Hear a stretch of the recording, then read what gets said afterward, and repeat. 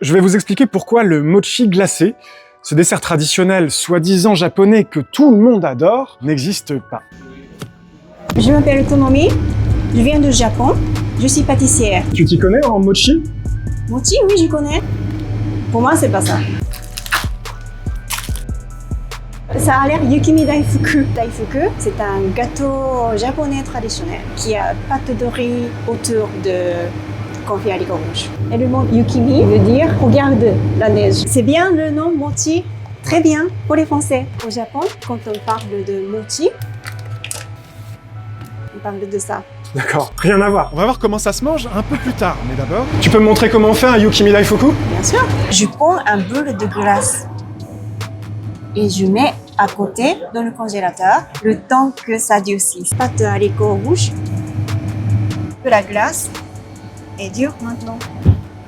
Je la mets au frais, il faut que ce soit encore plus durci. Je fais que le riz gluant, sucre, d'eau minérale. On va cuire avec la vapeur. Ce que tu es en train de faire là, on peut le faire avec une cocotte minute, un panier vapeur à la maison. 9 minutes en total. Ok. C'est cuit, ce n'est plus liquide. Ah ouais, c'est beau.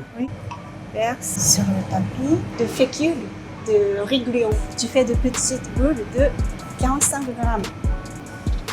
Waouh, trop forte. Donc là, on peut faire combien de mochi? 12 mochi. 12 mochi, c'est pas mochi. Ah! Mince. 12 Yukimi Daifuku. C'est dur. Tu prends la pâte.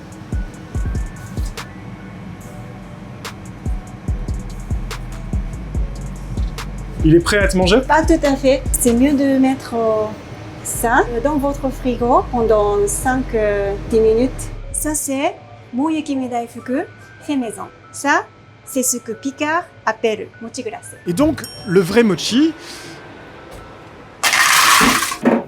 10 minutes à 160. C'est écrit qu'il faut bien mâcher quand on mange, notamment les personnes âgées, parce que il s'étoffe. On peut mourir en mangeant un mochi. Oui, tous les ans, il y a des morts. Fais attention du coup, parce que je vais te demander d'en goûter un. Oh!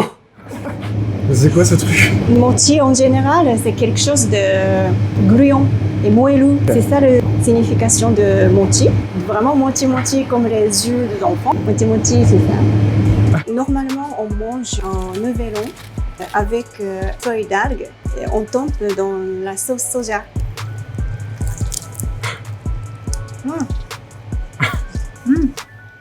Rien à voir avec le mochi Picard. Le mochi glacé, à mes yeux, c'est une hérésie qui est uniquement fait pour toucher la corde sensible des gens, pour toucher à leur portefeuille, dans une optique uniquement d'industrie agroalimentaire. On nous vend ce mochi glacé comme étant donc un produit purement japonais, mais c'est une création d'une entreprise coréenne du nom de Lotte, une multinationale qui a beaucoup de branches différentes, comme par exemple de la grande distribution, 7-Eleven en Corée, de l'hôtellerie, de l'aluminium, du système bancaire et les mochi glacés. Je m'appelle Antoine Flop, je suis cuisinier, producteur d'épiceries japonaises sous le nom des Ateliers du Japon et créateur de contenu, de vidéos sur le Japon. Donc si on est sur la partie à propos du site de Lotte, en utilisant un petit Google Translate, on apprend que ça fait depuis plus de 40 ans que leur produit Yukimi Daifuku a été créé. Le Yukimi Daifuku, en fait, c'est un nom de marque. C'est comme nous en France, on va utiliser Scotch pour dire ruban adhésif. Ça a été sorti en 1981 avec en parfum original la vanille. La crème glacée n'est pas du tout un produit traditionnel au Japon. C'est que très récemment qu'on voit des maisons artisanales qui se mettent à proposer ce produit-là.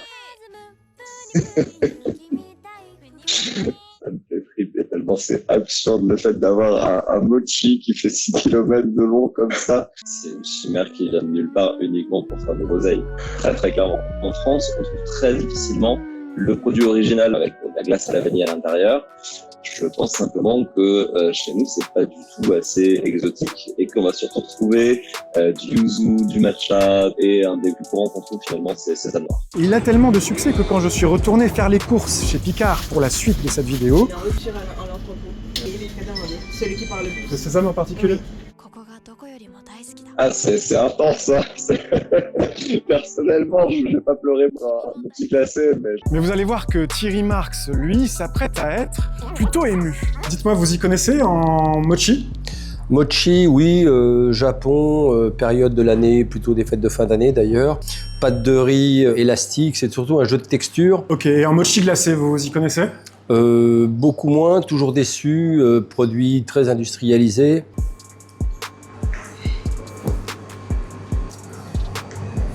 Pas mal, la texture, on est sur vraiment une texture mochi. Et la crème glacée à l'intérieur, le goût est assez franc. Voilà, on peut carrément pas l'attraper. Voilà. Voilà, il est trop fondu, là.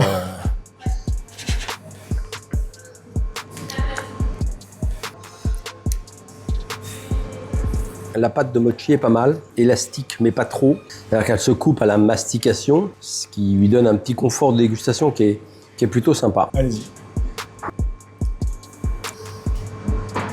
C'est sursucré, hein. Là, Ouais.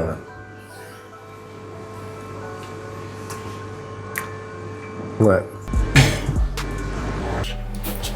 C'est quand même pas terrible. On essaye de faire des mochis très modernes, très branchés.